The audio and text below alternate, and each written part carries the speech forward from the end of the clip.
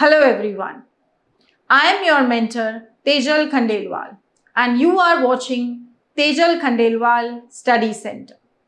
I hope you have watched my previous video where we discussed the philosophical foundations of India's foreign policy and how peaceful coexistence remains the cornerstone of India's foreign policy. In today's video, we will be discussing about the institutions that shape India's foreign policy. And today we will discuss two institutions, that is the Ministry of External Affairs and the National Security Council. We will be discussing Parliament and the role of constituent states in the next video. So now let's move on to the question. I hope you have downloaded the PYQ booklet from the Telegram channel. It has been mentioned in the description box. So please download your PYQ booklet so that you are in sync with us with the questions. Now let's move towards the question. So these two questions, that is question number 9, describe the structure and function of the National Security Council of India.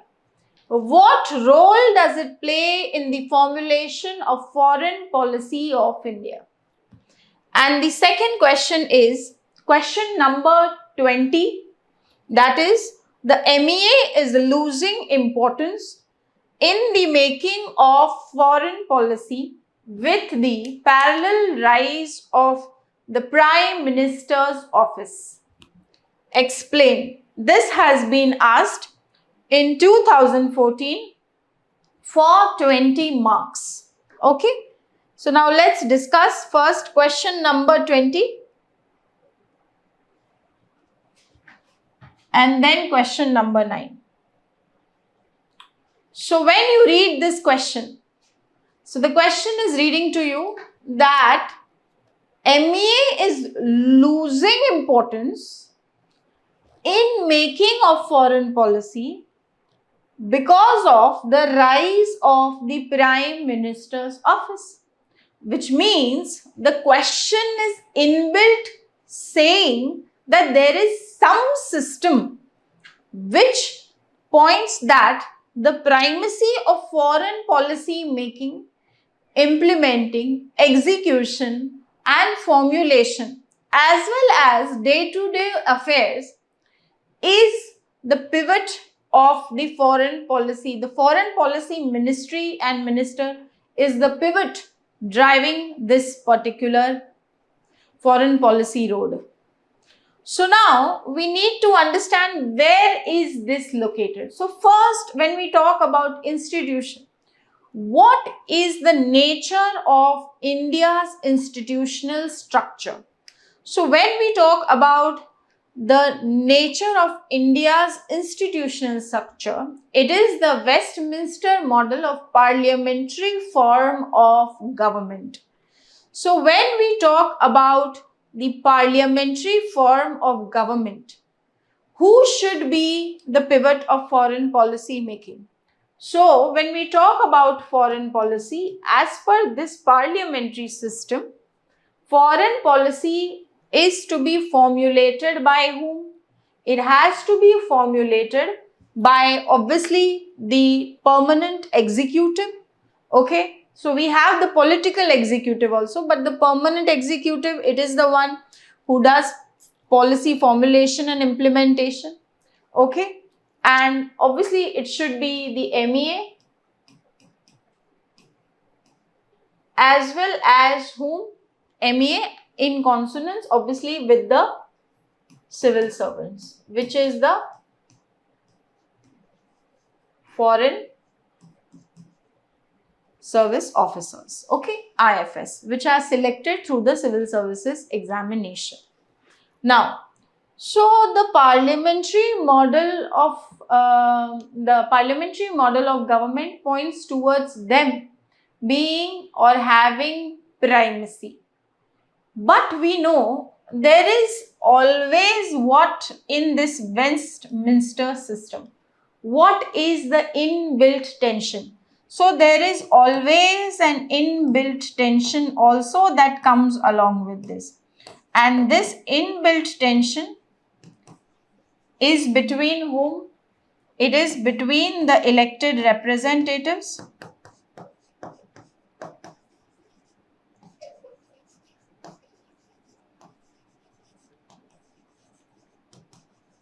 and the permanent executive.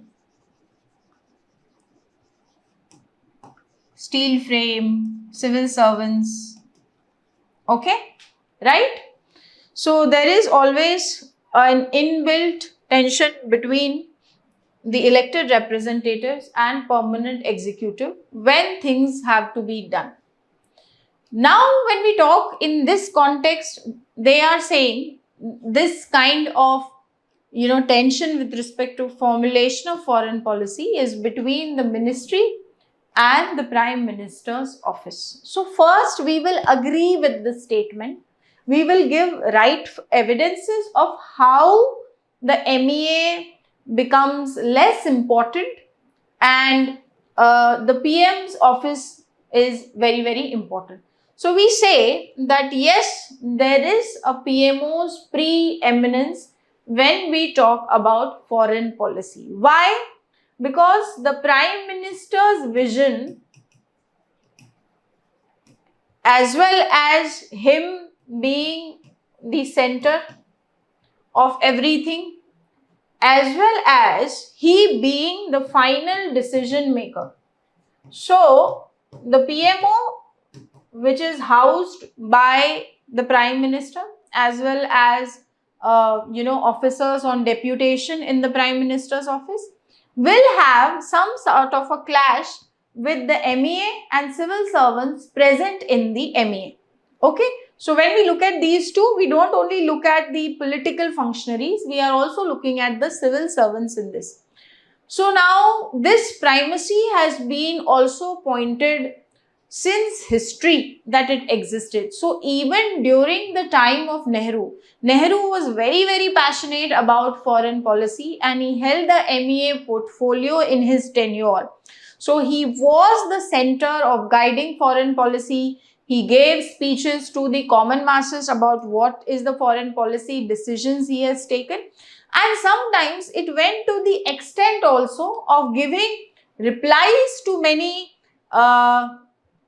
kind of letters that he got from abroad and things like that. So he was totally involved in the process of foreign policy making, and the consultative nature, okay, of foreign policy was not existing in the time of Nehru.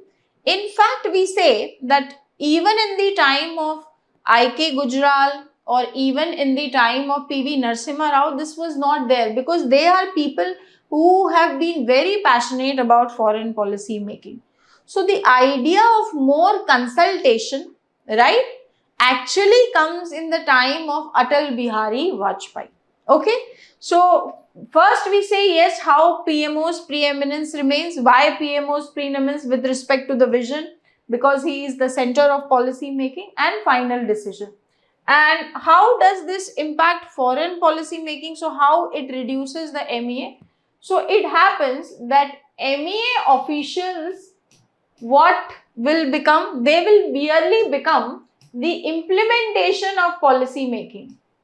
Implementers, we can say, they are only the implementers of the foreign policy making and they are not the makers of foreign policy, which means they are not key decision makers. They are the ones who will only do execution of foreign policy, conduct affairs and daily routine activities, policy formulation, strategizing, that will be done. But rather the most important decision is not. So there is also, it has been pointed that the Indian practice of the Prime Minister playing a more direct role in making and executing foreign policy made India's foreign ministers less important than in most parliamentary democracies. Okay. And yes, even the bureaucracy feels that despite how much ever input, professional input is there, it is the PM who remains the what final decision maker. Okay. Now, so we can talk about a view here. So one view has been given by Jayan Tanuja Bandopadhyay. You can talk about the view of Jayan Tanuja.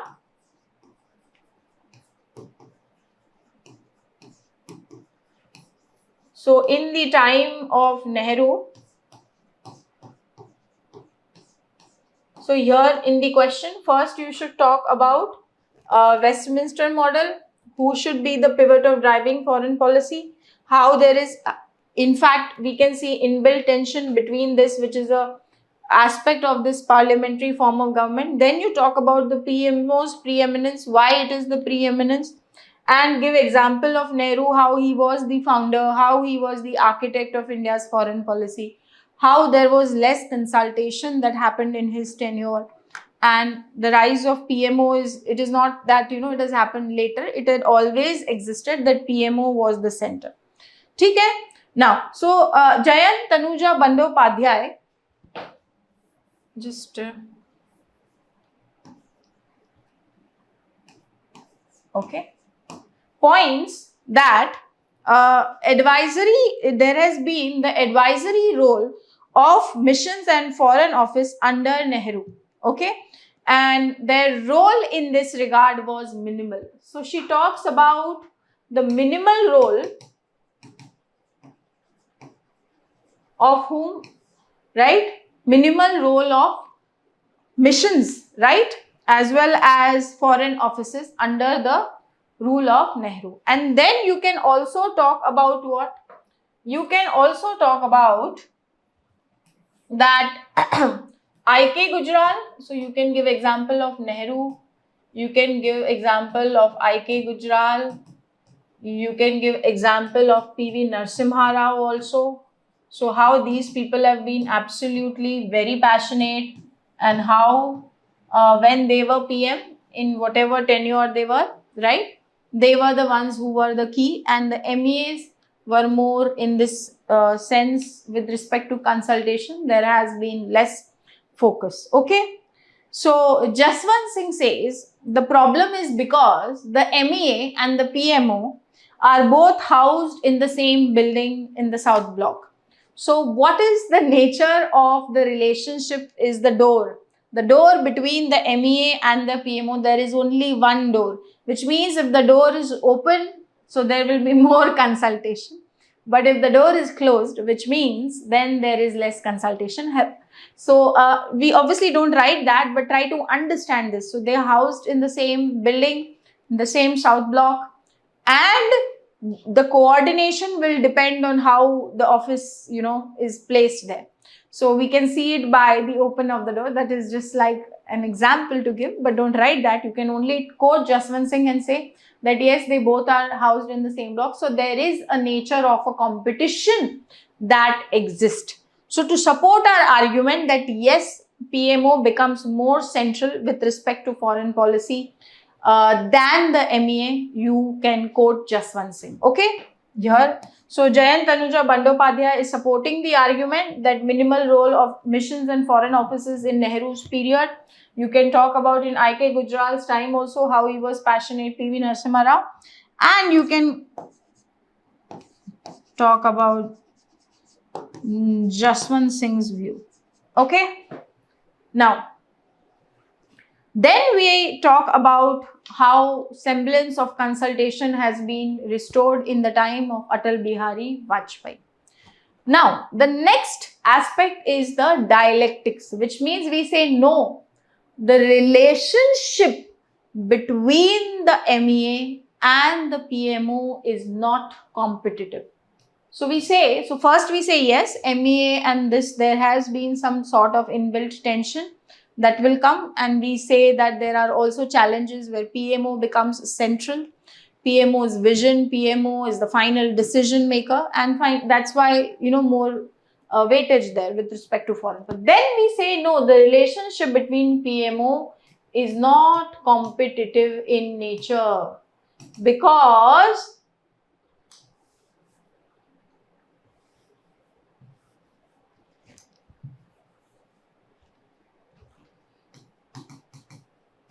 It is not competitive in nature. What is the nature of the relationship? In fact, it is the MEA which is the supporting mechanism to enable the Prime Minister, right, to take key decisions, give that input, give that expertise on foreign policy.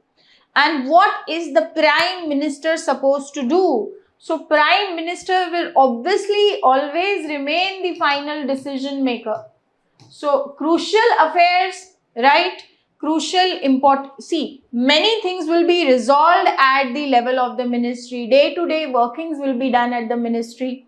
But yes, there can be certain decisions where they become so crucial at some point of time that imagine if they have not gone to the PMO, and then they are the decisions which impact our security, which impact our foreign policy. Many careers of diplomats will be ruined. So it is always better that certain issues are in fact brought before the PMO by the Ministry of External Affairs, so that then there can be a larger leadership role in taking those decisions. Okay, so you never know which decision becomes important at what point of time. That is not, that is so unpredictable in foreign policy. So we say that no, the relationship is not competitive in nature. It is MEA, which is the supporting role, which does day-to-day conduct of all the affairs. It also coordinates, with other ministries when issues, projects are involved, like agriculture, defense, right? When abroad we are doing projects with other ministries also. Okay, and MEA is supporting to PMO. Okay, so there is no problem of what. And we also have to give one more from the side of PMO, one dimension, that the Prime Minister has always consulted and given space to the Ministry of External Affairs, the Minister, the Ministry, so that collaborative decision making can be done. So as and when matters became important, as and when the Prime Minister feels that this space can be given to the Foreign Minister, it has been done. So then you can also talk about that how foreign policy is a collaborative process. It is collaborative decision making. No, it might be that there can be certain differences between the PMO and the MEA on certain matters, but eventually foreign policy is what? It is a collaborative decision making. So inputs from both become very, very vital, and harmonization is very important. Why harmonization is important? Because eventually here we are talking about the national interest. The national interest is very vital.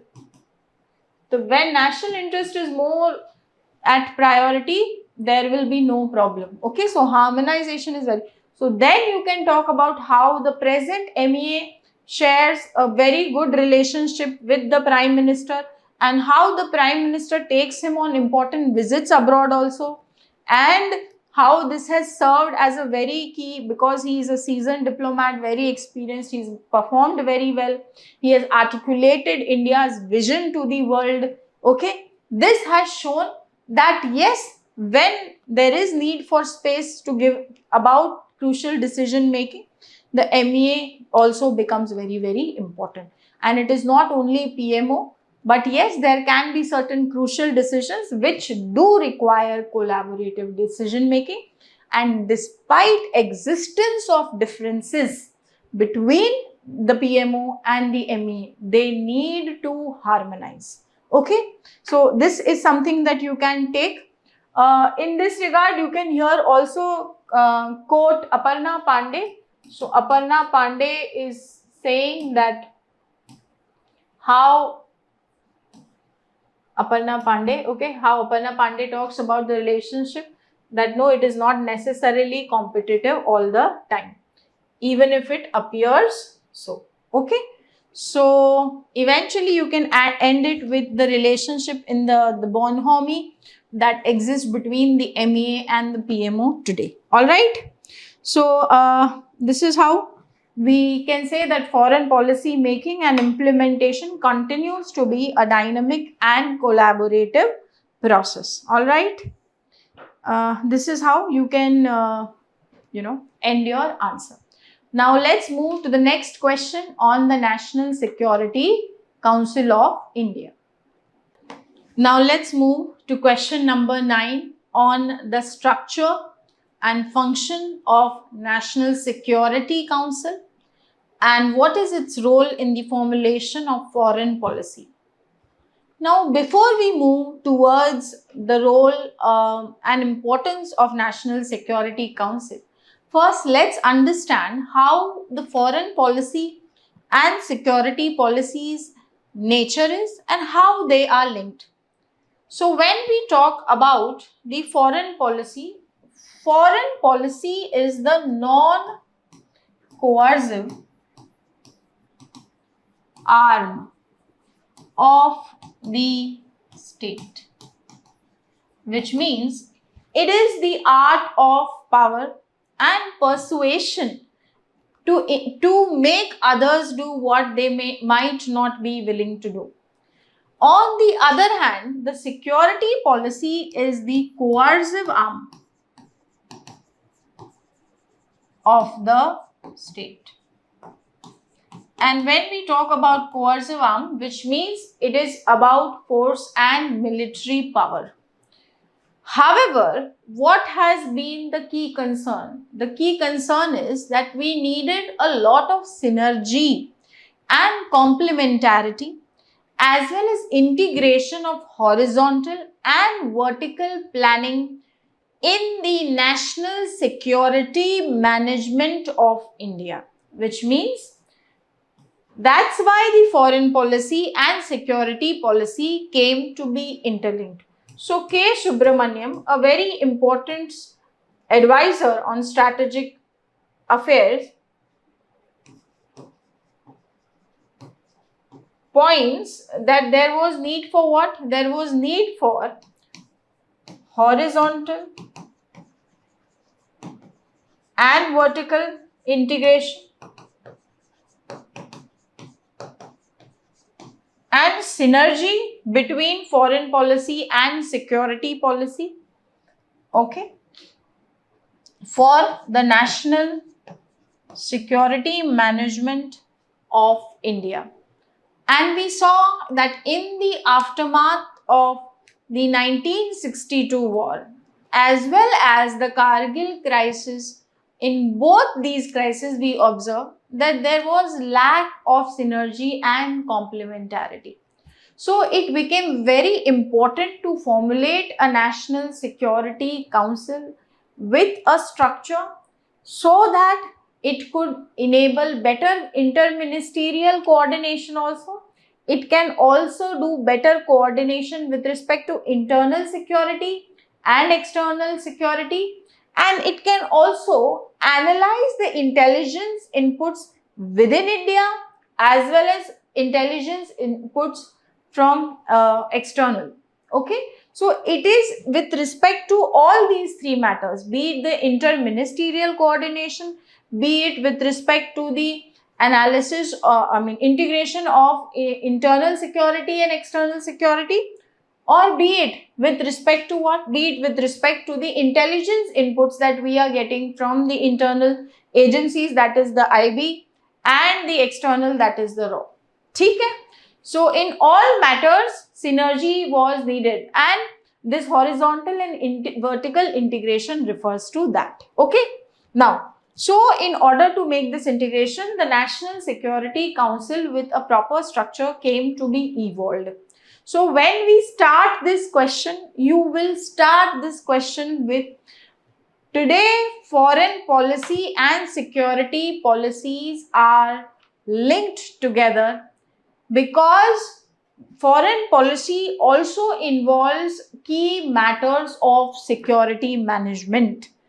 And then in bracket you can point that foreign policy is the non-coercive arm and security policy is the coercive. Just in bracket, there's no need to explain them line by line. But when you talk that one is a coercive arm and one is a non-coercive, the examiner will know that you have immense clarity on what is the differential nature as well as what is the linkage between these two concepts. Okay.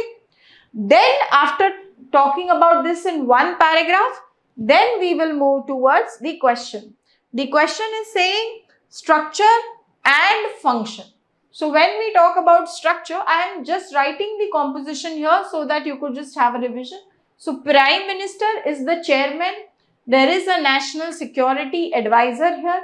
We have an additional National Security Advisor now which has been appointed in July 2024. Until now, this position remained vacant, and this additional NSA will relieve a lot of internal security responsibility, as well as when we talk about management of the National Security Council Secretariat. Okay, so the administrative aspect of managing the Security Council Secretariat will now lie with the additional NSA, and the NSA can in fact focus more with respect to interministerial coordination and issues of higher importance. Okay. Then we have the deputy NSAs in different expertise they have. So one is technology and intelligence, deputy NSA. One, there is strategic affairs, internal affairs. Then we also have military advisors and national maritime security coordinator. So that's how the composition of the National Security Council is. Now, when we talk about the structure, it is very important to understand this structure. So, what is this structure? So, first is the nucleus or the key core of the National Security Council, and that is the Strategic Policy Group. So, this is the core or nucleus, and who heads this particular strategic policy group? The NSA heads the strategic policy group. Okay. So NSC is headed by the Prime Minister, and strategic policy group, which is the key, which is pivotal with respect to decision making, is headed by the NSA. This is headed by the NSA. Okay. And it does a lot of what do we say, specialization also with respect to a lot of other matters. All right, that is the strategic policy group. Now, we need to understand that there is also another Cabinet Committee on Security, though not important in this particular question. So, Cabinet Committee on Security has, whenever they meet, they don't have too much time for detailed and elaborate discussions on too many things, and they have a lot of agenda and task on which only decisions need to be taken. So, the discussion time is very, very minimal. Okay. So, it is because of that reason that Cabinet Committee Security's little burden will be reduced by the role that National Security Council Secretariat will provide the inputs to the PM office, okay, as well as to the CCS. And the NSA is the secretary level coordinator in the Cabinet Committee on Security. Now, when we talk about composition here, so actually the composition between the National Security Council and the Cabinet Committee on Security, the major difference is the NSA, where the there is also the Vice Chairman of Niti Aayog and NSA, which are there in National Security Council, and they are not present in the Cabinet Committee on Security. NSA is present in the Cabinet Committee on Security, but how? In the secretary level coordination that he does. Okay. So, this we need to do. Largely other things are same. Okay. Now, then let's move towards the National Security Council. The Secretariat does a lot of, input and working of those matters. And then we have the National Security Advisory Board. So, what is this National Security Advisory Board? What does this National Security Advisory Board comprise of? So, the National Security Advisory Board is like an in-house think tank. So, it will comprise of experts, it will comprise of retired officials, retired bureaucrats, policy professionals. Okay, so it is the one who will give that special advice on many matters. But we know that even after the kind of advice an NSAB will give, the incumbent officials don't take this advice very seriously. So this is the feature of India's bureaucracy, that those in power, which means the incumbent officials, always will, have some kind of competitive conflict on how they will take decisions. So that's why many suggestions that are given by the NSAB become less relevant. Also, one more thing, when we talk of the National Security Advisory Board, that there are also retired officials here. So then, to what extent, the kind of advice they offer will be impartial also remains very, very questionable. Okay. So that is about some, but however, it was good that there is some non-governmental experts coming in. It provided a way where, Daniel Marker says that it allowed some limited injunction of outside ideas into the policy process. That was NSAB. And this structure actually today matches with the American security structure, which also comprises of the NSA, obviously, who heads the strategic policy group in India, the National Security Council Secretariat, and the National Security Advisory Board.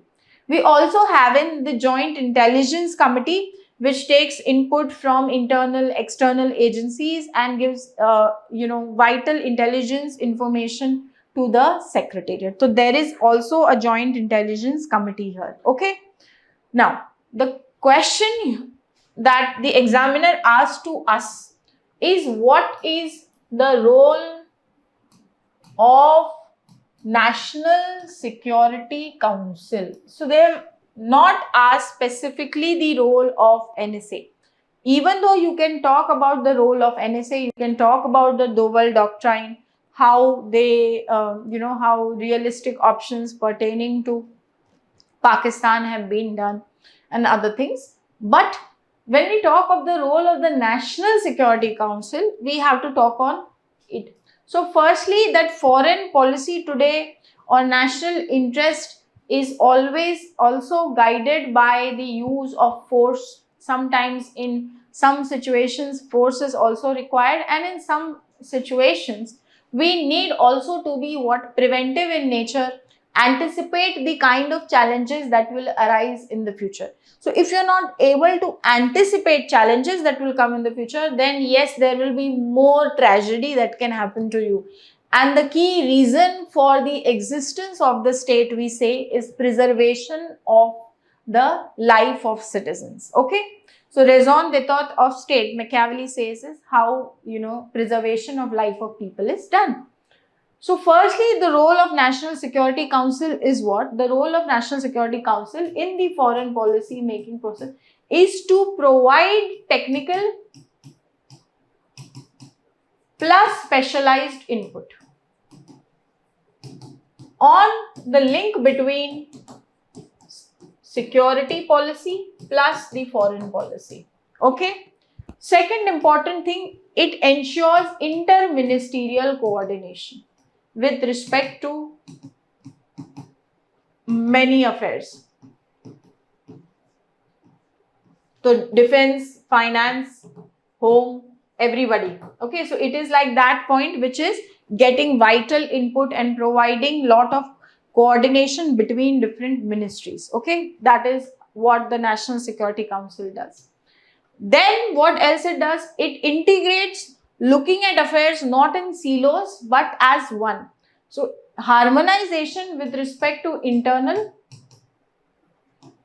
plus external security matters. What is the link between them? So we know how insurgency in India, how Article 370 is vitally linked with, the problem in LOC, Pakistan occupied Kashmir there, and how after reorganization of 370, how this can obviously impact the crisis there. If we don't handle it well, then it will, if the security situation is not managed, at that point of time, then this will give out a wrong signal to the world of the reorganization of an internal state. Okay, so internal and external security linkages, how they are well connected to ensure the right narrative, to ensure, peace and calm is remained, and no external elements, okay, trouble this aspect of internal security. So even be it in Northeast or be it even in what, Jammu Kashmir. All right.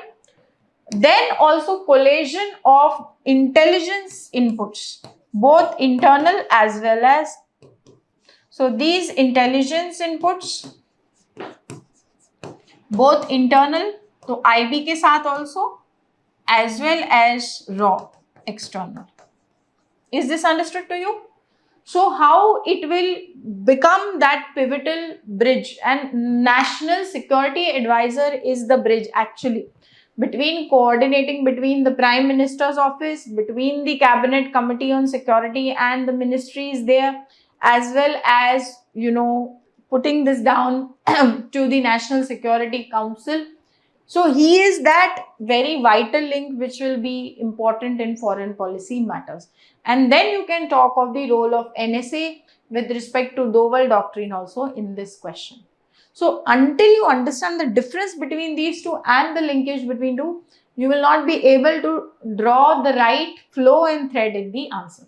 So start with how both are interlinked, the coercive as well as non-coercive. You can also apply Machiavellian thought in this question in the beginning, that Machiavelli says that, if a king, the prince, he wants to maintain his power, then he needs to be able to manage both the coercive aspects as well as the non-coercive aspect. तो दोनों चीजों को manage करना अच्छे से आना चाहिए. That's what a good foreign policy will be, that we will be able to convince people by persuasion also, but when required, we are prepared, we have very good anticipation power with respect to what? With respect to threats that can arise before India. Okay, you can take the name of K. Subramaniam here, very important strategic thought process. You can also talk about Arvind Gupta and Shiv Shankar Menon and how they have spoken about the role of NSA in foreign policy, how it is important, and what suggestions also can be done to restructure. But since the time, since the space is just a 10-marker question, I think this much information will be enough. All right. Fine. I think this is done. Suggestion we can say that, doesn't have constitutional or legislative backing, and it is like a political appointee. So, how the cabinet committee, cabinet minister, in the cabinet committee on security, they are, more following the rules and things like that. And here it is a more political appointee. But we know that since 2019, this has also changed. The allocation of business rules now also apply to the National Security Council. So that argument would have been more relevant in that context. But yes, still constitutional and a legal backing is something which would obviously enhance the status of the National Security Council. This suggestion can be given. All right. All the best. Thank you.